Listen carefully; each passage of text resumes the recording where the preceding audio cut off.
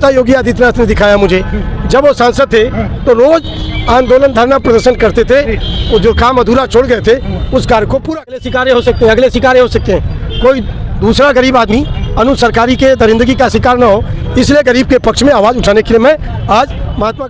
अब इसकी बीवी ने तो उतरत से भी आगे बढ़ गई, नंगा करके पिटवाई। ये विजुअल चलेगा, देखिएगा कितनी बुरी तरह से पीटा। उसकी हत्या की कोशिश की गई, डॉक्टर की लिख ली गई। पीड़ित सिपाही जिसके सर पर 5 टाके लगे हैं, शरीर के 1-1 इंच पर चोट के गहरे निशान है, उसकी एफआईआर क्यों नहीं लिखी जा रही है? पुलिस पहले दिन से मिली है। एसएसपी की भूमिका पहले दिन से ही संदिग्ध है। एसएसपी की विश्वसनीयता समाप्त।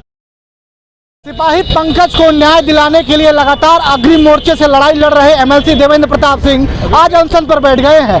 पहले गोरखपुर के एसएसपी को लेटर लिखते हैं, उसके बाद ईडी तक को लेटर लिखकर संपत्ति की जांच करने वाले एमएलसी आज एक दिन के अनशन पर गोरखपुर में गांधी प्रतिमा के नीचे बैठे हुए। इनसे बात कर लेते हैं कि ये लड़ाई कब तक जारी रहेगी और सिपाही को न्याय कब तक मिलेगा। सर, आपका बहुत बहुत स्वागत है। बहुत धन्यवाद।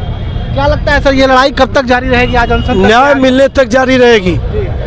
लड़ाई गरीब और अमीर की है। अगले शिकार अनु सरकारी की आप हो सकते हैं, अगले शिकारे हो सकते हैं, अगले शिकारे हो सकते हैं। कोई दूसरा गरीब आदमी अनु सरकारी के दरिंदगी का शिकार न हो, इसलिए गरीब के पक्ष में आवाज़ उठाने के लिए मैं आज महात्मा गांधी जी की मूर्ति के सामने उपवास पर बैठा हूँ। ये रास्ता योगी आदित्यनाथ ने दिखाया मुझे।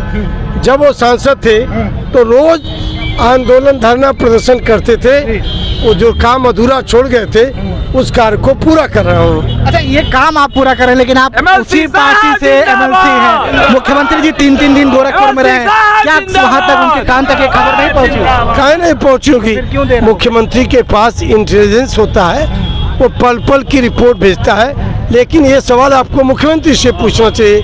मुख्यमंत्री की बात का जवाब हम कैसे दे सकते हैं? आरोप तक सर खबर तो पहुंचनी चाहिए थी। इतनी आपके द्वारा प्रशासन को लेटर लिखा जाता है, ईडी को लेटर लिखा जाता है, इंटेलिजेंस डिपार्टमेंट भेजता है, उनको रोज की रोज खबर भेजता है। प्रश्न ये है कि एक गरीब आदमी के साथ हैवानियत क्या डॉक्टर सरकारी दंपति और उसके गुंडों ने उसकी हत्या की कोशिश किया, डॉक्टर दंपति ने और उसके गुंडों ने, और उसकी फर्जी एफआईआर डॉक्टर की लिख ली गई।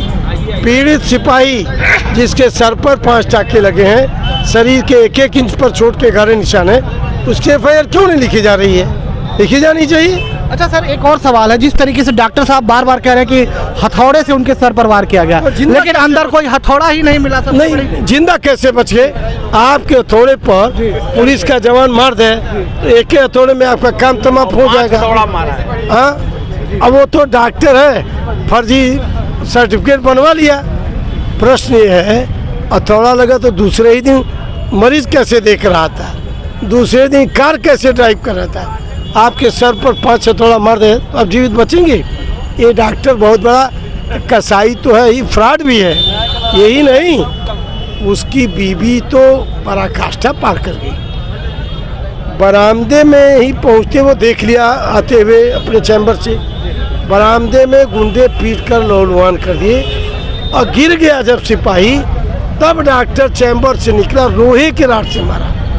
सिपाही की पत्नी और बच्चा 4 साल का पैर पकड़कर गिड़गिड़ाते रहे, लेकिन रहम नहीं किया।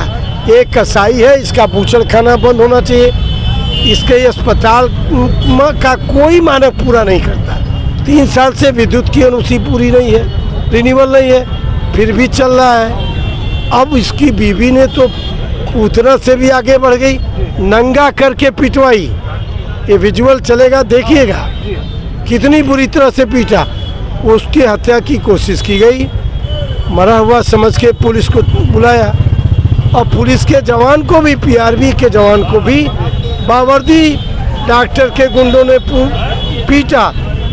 फिर भी कप्तान आँख में कान में तेल डाल के बैठे हैं। सर, पुलिस के मुखिया इस समय डीजीपी और एडीजी जोन की बात कर ले, एसएसपी की बात कर ले, तो ये लोग क्यों अभी शांत है? क्योंकि उन्हीं के एक परिवार का एक कांस्टेबल पीटा जाता है इस तरीके से और न्याय की जा रही है। पैसे और रसूख ने सबको डॉक्टर दंपति के जेब में रख दिया है।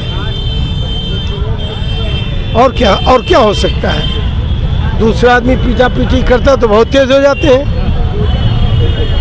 स्वाभाविक है, पैसा इसमें लगता है क्या सर, एक कमी होगी क्या कि प्रशासन को या पुलिस के अधिकारी को इस बात की जांच जरूर करा लेनी चाहिए थी कि मामला पूरा क्या है, लेकिन शुरुआती दौर में एक तरफ से FIR लिख दी जाती है। पहली दिन 3 तारीख को ही उसने तहरीर तो लिया लेकिन FIR नहीं लिखा, 3 को ही, 4 को भी नहीं किया। पुलिस पहले दिन से मिली है। SSP की भूमिका पहले दिन से ही संदिग्ध है। SSP की विश्वसनीयता समाप्त हो चुकी है।